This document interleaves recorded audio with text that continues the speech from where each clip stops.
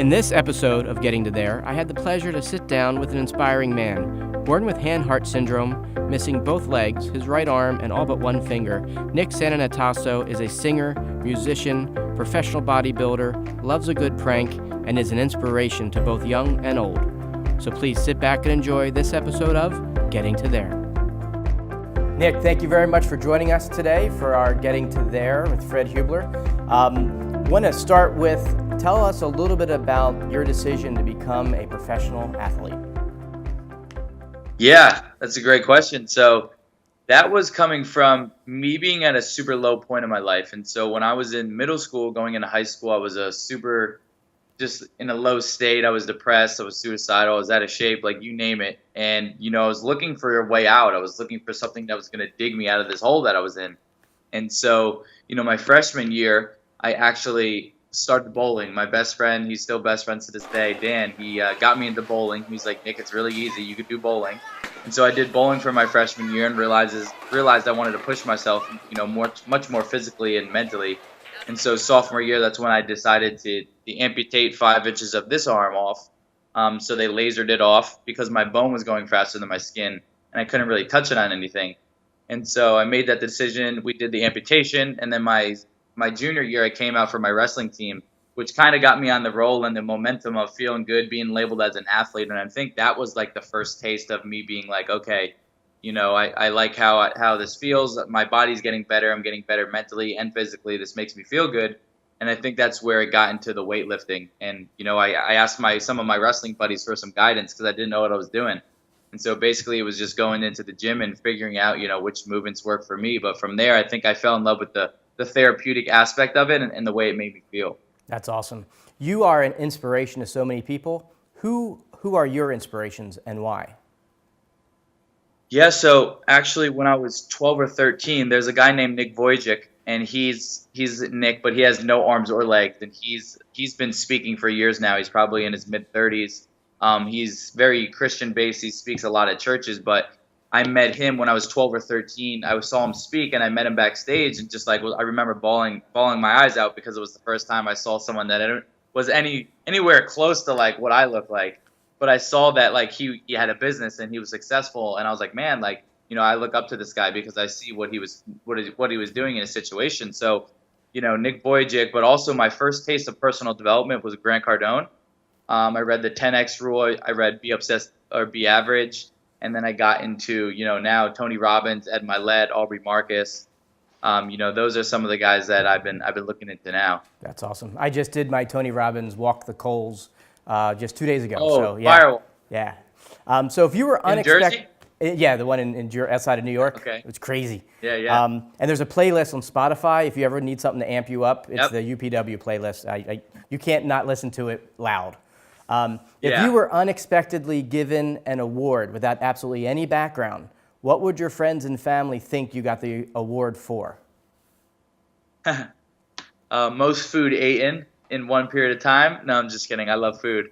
But I think it would probably be some sort of working with kids or some sort of, philanthropy, giving back, because I'm always looking for ways to give back, especially with things that kind of hit home with me. I mean, I'm part of an organization called Nub Abilities, where basically these coaches teach kids with limb deficiencies how to become the best possible athlete and go ahead and compete against normal-bodied kids. So I think it would probably be something of me just volunteering time and doing something cool with some kids. That's awesome. So what's something that you resisted initially that ended up being exactly what you needed, but you didn't know it at the time? Yeah. I think moving away initially, moving out of my hometown. I think initially my first time I moved out was for California, and I don't think I resisted it, but I was definitely uncomfortable, and I was like, man, this is going to be an uncomfortable situation. But, now when I feel nervous or when I feel uncomfortable, I use it as an anchor because I know massive personal growth is about to come because, that's where the growth is done in the uneasy waters. And so I think moving away from my family, and basically, living on my own and being an adult and figuring out, how to wash dishes and do laundry all by myself and just I think all of those things, I kind of resisted at first, but led me to, being able to be fully independent, or as independent as I can, So I think that, using those situations as an anchor is key, because when it's uncomfortable, you got to do it. What's next on your bucket list?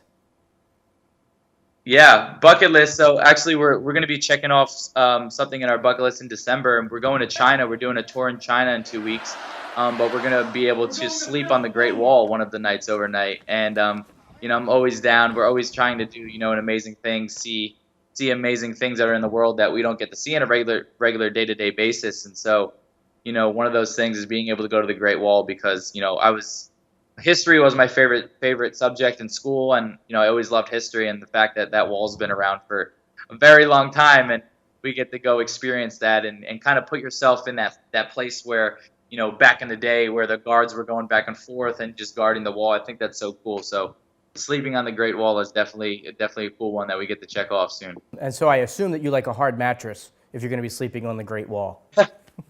You know what's funny? Now that you brought that up, I do like more firm beds, and there's been multiple times where I fell asleep on my floor because it was sometimes more comfortable for me. I don't know, I'm weird. That's awesome. I mean, not that you're weird. It's awesome that, you found a positive in that. So if you were given the magical do-over card, what would you use it to change? Man, that's a great question. Yeah, so I wouldn't do over anything with my physical body, because I know that I wouldn't have the outlet I do, nowadays, being where I am, and being having the outlet, and having the ability to inspire, millions and millions. I wouldn't change like my physical differences at all, but I do think I would give more time and understanding about girls, and that I think I'd work more on reframing things and not being affected by things that I thought were negative when they really weren't. In middle school and high school, I think for whichever way you go, for girls, they look at guys, and guys look at girls, or whatever way you go. But I didn't have much I didn't get much love, in high school. I didn't have much female energy on me, so it was kind of something that I kicked under the rug for a long time, and was like, forget that, I don't want that.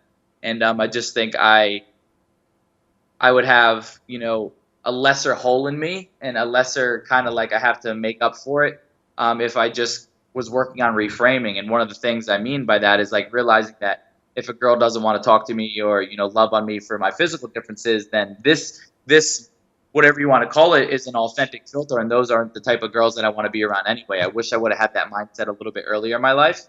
But we're always working and growing in all areas of our life. I just think I could have been a little bit better if I knew what reframing was early on, to be honest. Sure. Well, that's a great answer. So if there's something that you don't give yourself enough credit for? To be honest, I'm very hard on myself.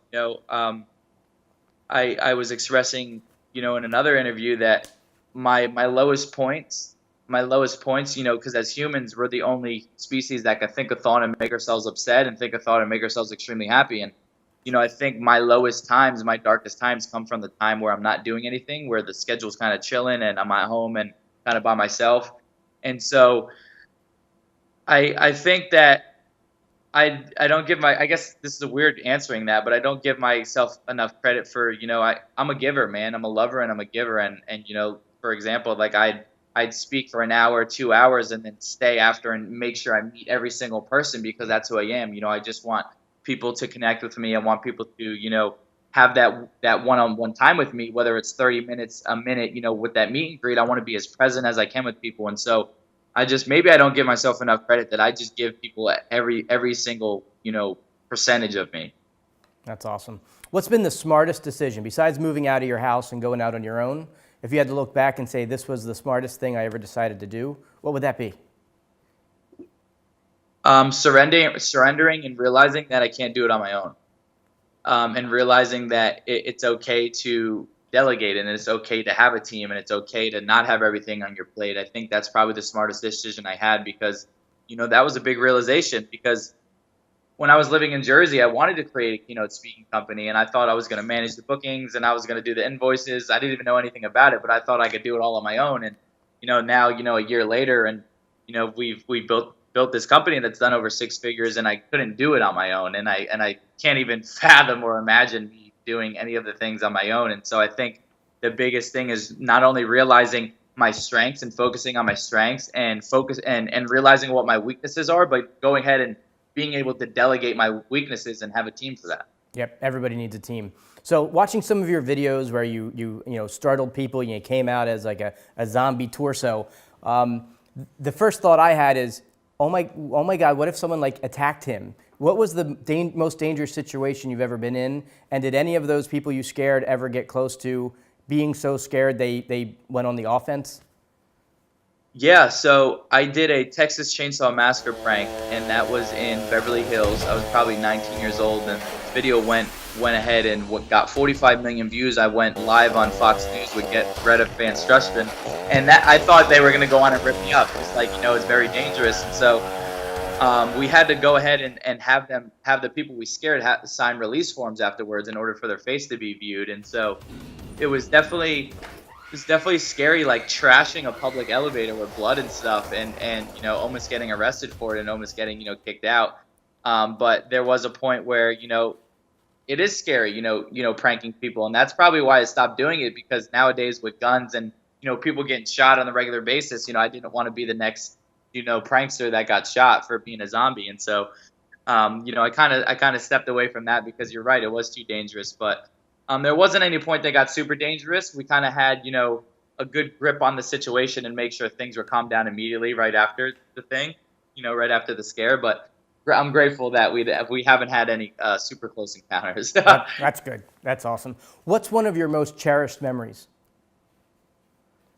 Oh, one of my most cherished memories is actually, and it's funny, it was during when I competed for my bodybuilding competition. I don't even think it was the fact of me getting on stage and doing the competition. I think it was afterwards. We went out to dinner, and here I was a couple months new into Tampa, not knowing anyone, and I was sitting down at this table, and I had Ratmir, and he was my manager, and I had family, I had friends that I accumulated in Tampa in such a short time, such amazing people. I remember sitting there and being like, oh my God, I did this. Like, I brought all these people together. Like, these people are here for me. Like, this is so amazing. And the fact that I finally got to eat some chocolate cake after a 12-week preparation. And so there's just so many things going through my head. But the fact that, I had some of my closest family and closest friends there, that was a moment I'll always cherish. So what are you up to now? What are you doing now? Yeah, so right now we are focusing on speaking. So like I said, the big thing is the tour in China, which is going to be life-changing. And right now we're strategically mapping out the way we're going to launch our mindset program. And so I traveled all around the world with the guys, and we filmed these crazy, amazing things, painting the picture and teaching lessons. And so that's something we're doing. And also on the side, I've been writing music. I've been writing some lyrics, and because I'm a lover of music, I'm a lover of hip hop and rap, and so just on the side when I have some time, I'm just writing songs and stuff, things that are really deep and actually have depth in them and mean something, because everything I do, I want to bring a positive message and an impactful message. And so I just been tinkering around with things, to be honest. I've been learning how to DJ. I've been taking some dance lessons, some hip hop dance lessons. I've just been doing a bunch of things, because my whole method in life, or my whole motto in life, is why not? Why can't I do that? Is that going to be your next tattoo? Why not? I think that'd be a good tattoo. No. Yeah, it's going to go right here. I think face tats are. So what's a question? No, what's a question you want to answer, but no one ever asked you? Oh, a question that I want to answer, but no one's ever asked. Maybe, well, do you have low times? What are your low times? How do you get out of your low times? I feel like people, and sometimes I cut off people and I tell them what's good, because I think, the majority of people, they always just highlight what I've been doing. But I want to let people know, like, I still struggle with the same things that every single person struggles with. Like, I want to let people know that, like, I'm not superhuman, I'm not Superman, that, internally we all struggle with the same things. And so I guess, what do I do in my low times? In a related story, what do you do in your low times? Yeah. So, yeah, I mean, in my low times, I think the biggest thing and the biggest key is self-awareness. And what I mean by that is realizing the state you're in. and realizing the thoughts that are going through your head and realizing your physiology and your mood. And so, it all comes back down to self-talk, and it's a process. But I think that one of the most important keys is that you got to sit in the muck for a little bit. You got to sit in the guck for a little bit. You got to sit in that situation where you're like, man, I don't like the way I feel. I don't like the thoughts going through my head, and like kind of like taste what it feels like. Taste what it feels like to be in that situation, and then you got to talk yourself out of it. And there's moments, like I said, where I wake up and I'm not the happiest person, and I'm like, Nick, you got to do more, and there's so much more out there, and you're not doing enough. And then, also self-reflection is a big key. Like maybe you should self-reflect on your strengths and self-reflect on your superpowers, but also self-reflect on the things that you accomplish. Because, I just did a speech and I was facilitating and I was having this company unveil their personal strengths, and people were having a hard time pinpointing these strengths because they're always focusing on what they're not good at. And so, I think it's super important for people to reflect on what they've not only they accomplished, but what are their strengths? Like, what did I have to bring to the table to, overcome some challenges, and kind of focus on what you're good at, because I think people knock themselves down too much. And I do it myself. But like I said, we got to bring ourselves up, and we got to be our biggest cheerleaders with our positive affirmations, our self-talk, and reflecting on our wins. And I couldn't think of any a better question to end this interview with, because I think that is you in a nutshell. One of my questions I didn't get to ask, but you already answered, is what to do if someone doesn't share a positive outlook. And that last answer was exactly, I think, what I'd like to, the kernel of what makes Nick tick. And that should be another tattoo for you. I think that's you in a nutshell. You're positive, even though, and all of us have setbacks. And if we're having a bad day and know that you have a bad day and you can turn it around, I think that's awesome. So I want to thank you for your time. Thank your team for setting this up. Look forward to seeing you when I see you next. And thank you very much, Nick, for joining us today. I'm grateful for the opportunity, brother. I'll be seeing you in Colorado. You got it. Take care, brother. Thank you for joining us. Join us next time for an interview with Dave Osborne. If you don't know who he is, Google him, and you'll want to see the interview.